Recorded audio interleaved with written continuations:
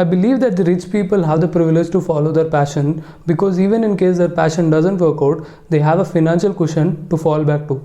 The middle class and the poor people do not have this privilege.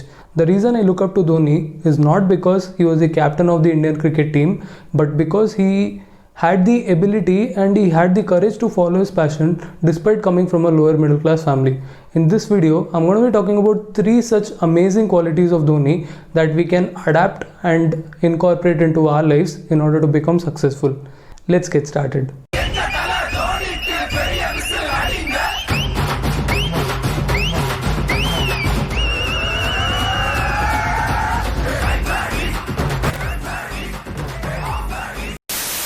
Success is a journey and not the destination. जब मैंने cricket खेलना start किया था तो first of all मैंने कभी नहीं सोचा था मैं इंडिया के लिए खेलूंगा.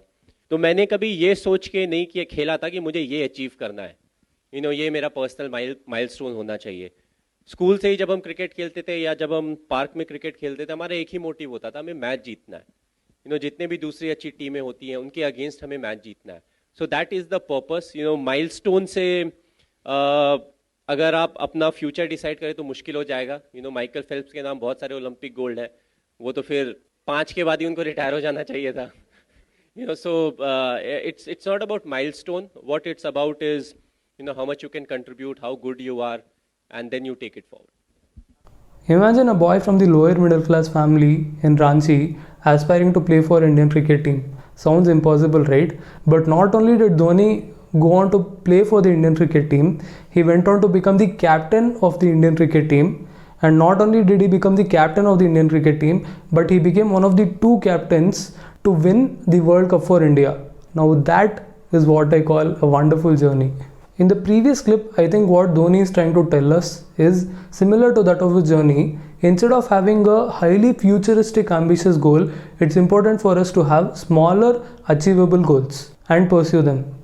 Once a goal is accomplished, we can tweak the goal even more, and if we don't accomplish the goal, we can learn from the lesson and try to pursue the goal yet again. By doing this process consistently over a considerable period of time, we'll reach a stage which would have seemed impossible to reach in the past.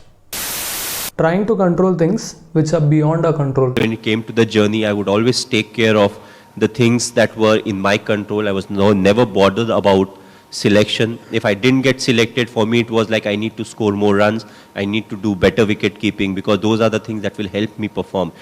Thinking about not getting selected won't help me in any ways. It won't really help me get better. It will only fill me with more bitterness, and I'll have to work hard even more to get into the team. The reason why most people do not achieve their dream is because they do not start to pursue their dream. And the reason they do not start to pursue their dream is because they tend to overthink. And while overthinking, what they are doing subconsciously is they are trying to control the things that are beyond their control. The reason I know this very well is because I have myself been a victim of this. Before starting my YouTube channel, instead of trying to focus on things like the quality of my video content or the type of content that I was going to produce, I was more focused on the traction that my channel would get or the likability towards my videos, which were beyond my control, obviously. However, I overcame my overthinking and started the channel eventually.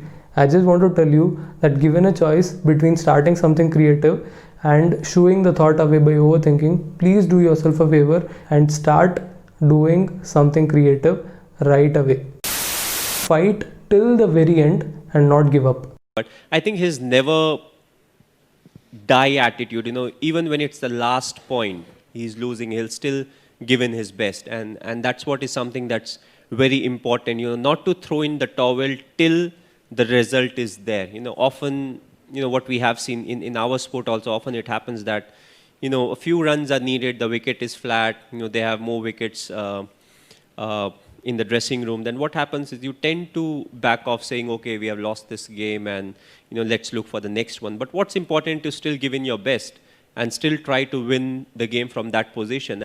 The first thing that came to my mind when I was going through this video was the famous India-Bangladesh match that took place in 2016 T20 World Cup. Bangladesh was batting, they had 4 wickets in hand and they had to score 2 runs in 3 balls. For anyone who follows a little bit of cricket will also know that this is a very achievable target.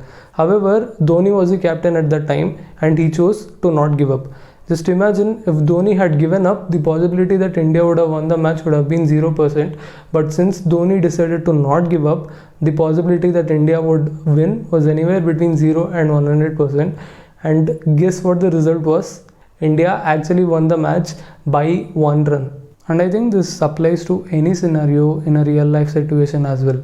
If you don't try, the possibility that you will not succeed will be 100%. However, if you try, the possibility that you will succeed will be anywhere between 0 and 100%.